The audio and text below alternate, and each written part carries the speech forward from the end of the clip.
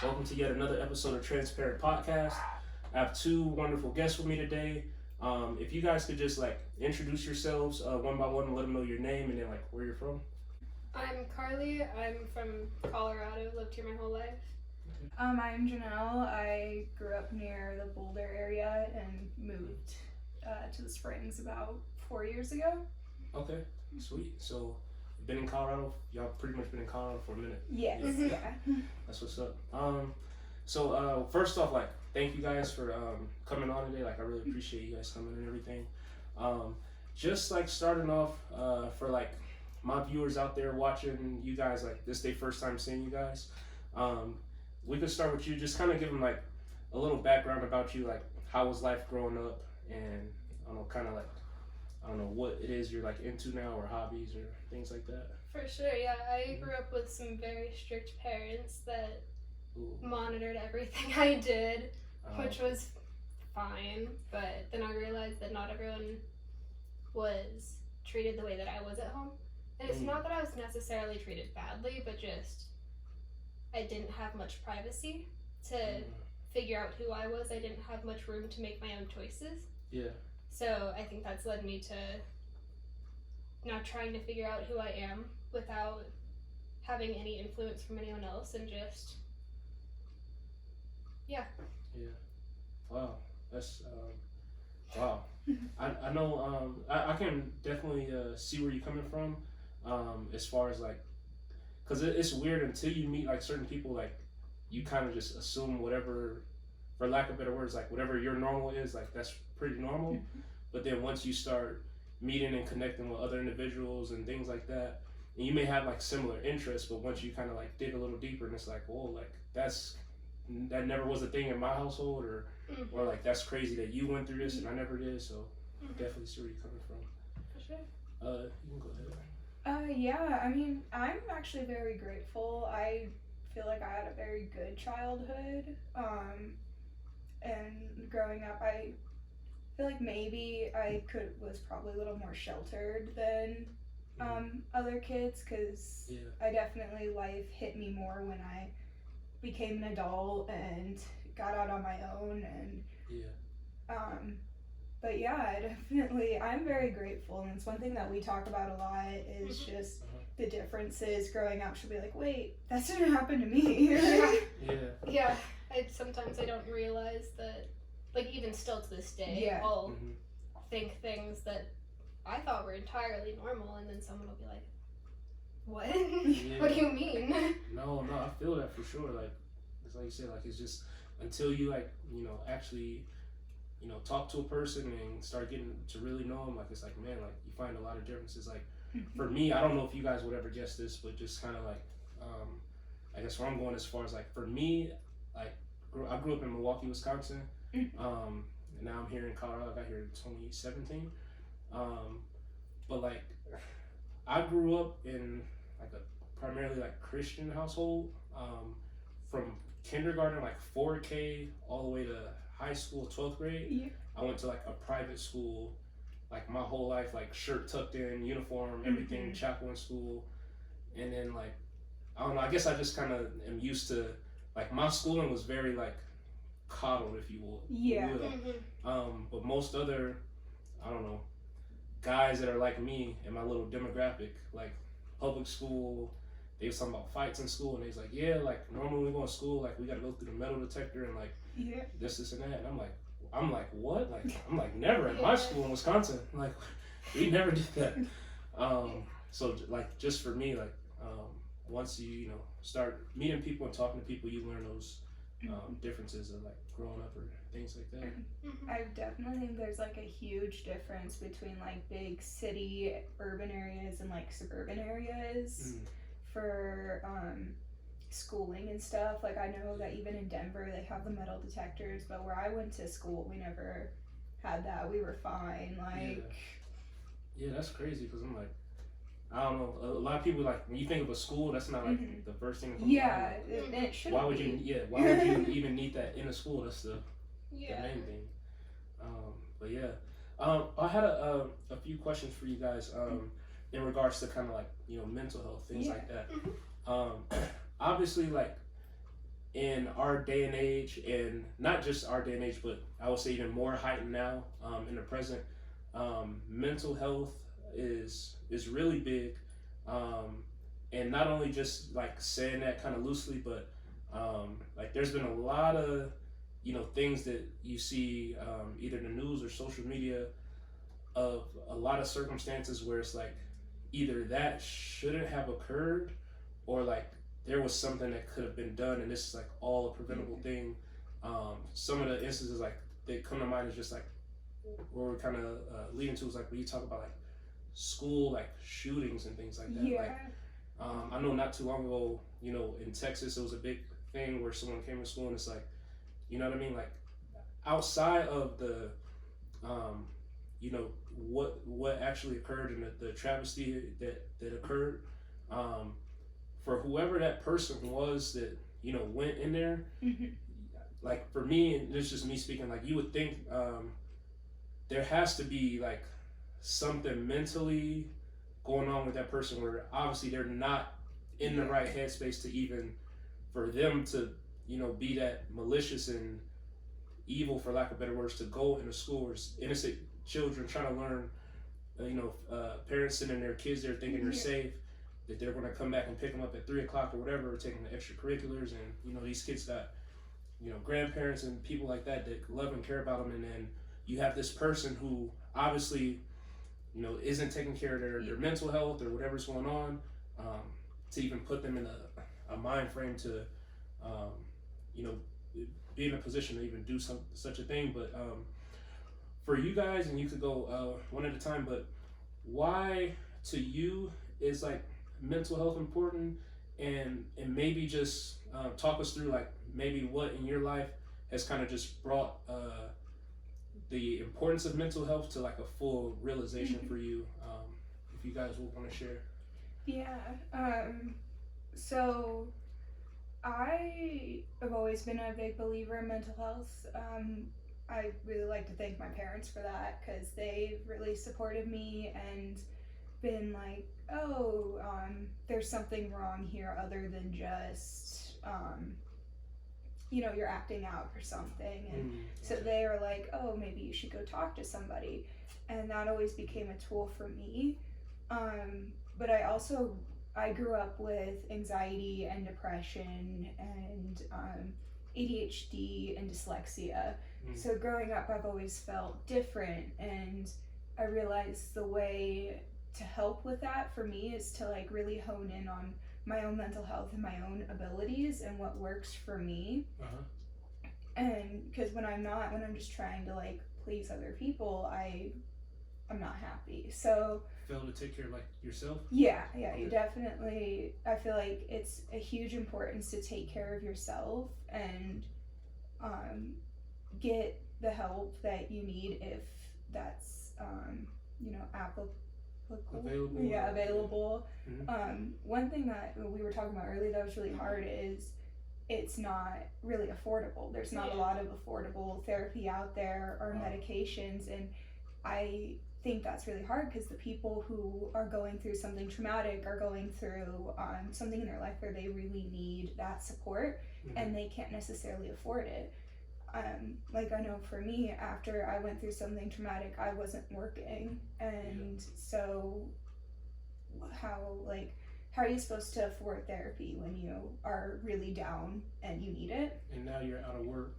And it's just one extra barrier as far as like, now how can I provide for myself to get the help and resources I need to get. And luckily, like again, I say I'm very, very lucky, and I have a support system that is taking care of me, and that is fortunate for me, but that's not the case for everybody. And so I don't know, I feel like there needs to be a system in place for that, and there's not really. And a lot of people are talking about how mental health is so important right now, but it's not really available for everyone. So no one's really taking action or doing something about it, or trying to, like you said, there's not really something out there that's affordable and like readily available to where like, everybody has different financial situations and things like that, but more than even financial situations, just like mental, like, you would think or feel that, like,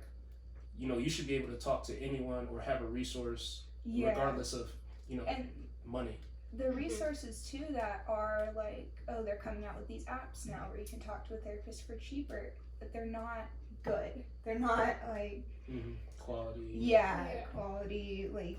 And I'm sure there's some people that they help a lot. So like, maybe don't entirely discount the apps, but I don't find them helpful. A lot of people I've talked to don't find them very helpful because it's like, are you gonna text the app or are you gonna text your friend? It's texting regardless. Wow. Yeah. You still don't really have anyone to talk to if it's just over an app. Yeah, to actually and do you guys feel like, just on that, do you feel like if there was like something in places where like you could meet in person and actually conversate with someone else who actually maybe been through something or has helped people in the past get through, do you feel that that would be something effective? Yeah, I really enjoy therapy. I don't go as often as I maybe should, but But when you do go, it's nice to have that open space to talk about what you need to talk about and to get the words out of your mouth, because sometimes a big part of processing things is just being able to talk through it. Wow. And explain it to someone who will sit there and listen and won't judge. Yeah. So I've definitely noticed too, like not an alternative of therapy because it's not, but something that really helps is either like group therapy, group work, or like grief group or something like that. Okay. Usually they're free. Well, the grief ones are. They're hard to find, and you usually have to like sign up for them. And it's not a therapy, but it's more of a space where you can like get together with people who have been like in the same sort of situation that you've been in, which I find really helpful, honestly. Wow. So more like the groups of like similar people, or people with a similar circumstance or situation coming together to sit or talk or event. Yeah. Okay. And definitely, like, through my research, I've found less in Colorado Springs than I'd like. I have to drive all the way to Aurora to find the one that I'm going to, which is about an hour drive, right? So. Wow. And the fact that you would even go there shows that it's important to you. Yeah. At least.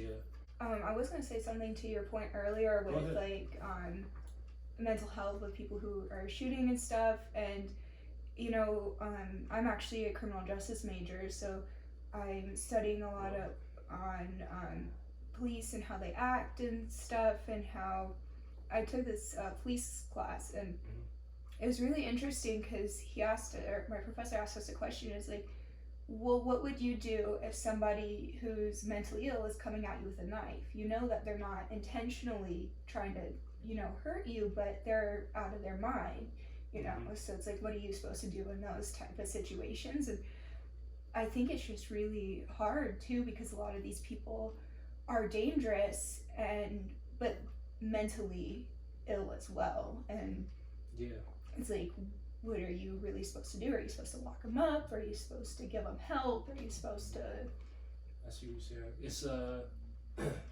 It's one of those situations where it needs to be addressed. However, it's a delicate spot to be in, for lack of better words. Yeah. Because it's like you said, in one sense, or taking like kind of that example, I would say, for me, if I was to kind of speak on that, I would think first and foremost, you would have to protect yourself. Yeah. But in the same breath, I would say, like, if you have that information, knowing they're mentally, like, it would be like, I'm gonna protect myself, but at the same time, I'm not trying to do I don't know what police use, escalation of force. I'm not trying to do nothing over the top to like hurt this person or beat them or anything. You know, maybe try to like, you know, grab their hand, get the knife out or whatever, or, you know, kind of hold them down, not hurt them, you know, enough to, you know, where you can get help or something like that. But like you said, it's a situation where it's like, you know, this person, they probably have no intent of, they're just, it's just a lot going on upstairs. you know, you could be in the wrong place at the wrong time. And but no, I'm glad you brought that up. Something that came up, and you said with the professor. Right? Yeah, with one of my professors. Okay. And it's really interesting because, I mean, it's why I love studying it. They give you all these, you know, what if questions. It's not always black and white, right? Like, I'm not saying I 100% always agree with the law, but, you know. There could be either gray areas or areas of this where it's like you kind of have to use either your common sense or your best judgment. More critically thinking about what it is. That's why I love learning about it. I still don't know what I want to do, but so. Yeah. But I had another question for you guys. I'll go down here. To like your guys' best like recollection or what have you, can you tell us like when the last time, or if it's either now, that you were like genuinely happy?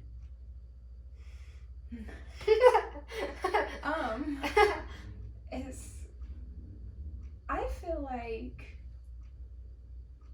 you know, the other day ago I was thinking, you know, I was actually happy because I had gotten some stuff done that I had been putting off for a while, and it felt like a sense of relief, and I actually felt genuinely happy. Wow. Just like errands or just like basic stuff, just getting stuff done. And I think I mentioned this earlier, but me and Carly have been through something traumatic recently, so getting like just one foot in front of the other and those little baby steps, you know, sometimes they bring a sense of happiness. Yeah, they bring more serotonin than they normally would. Serotonin. It's like, yeah, you got a single portion of one of the many assignments that I have done. Yay. No, I hear you. And I'm glad you kind of brought that up, because it reminded me, actually, I haven't posted this podcast yet, but I recently interviewed, he's like a MMA fighter guy, and he's also in the military.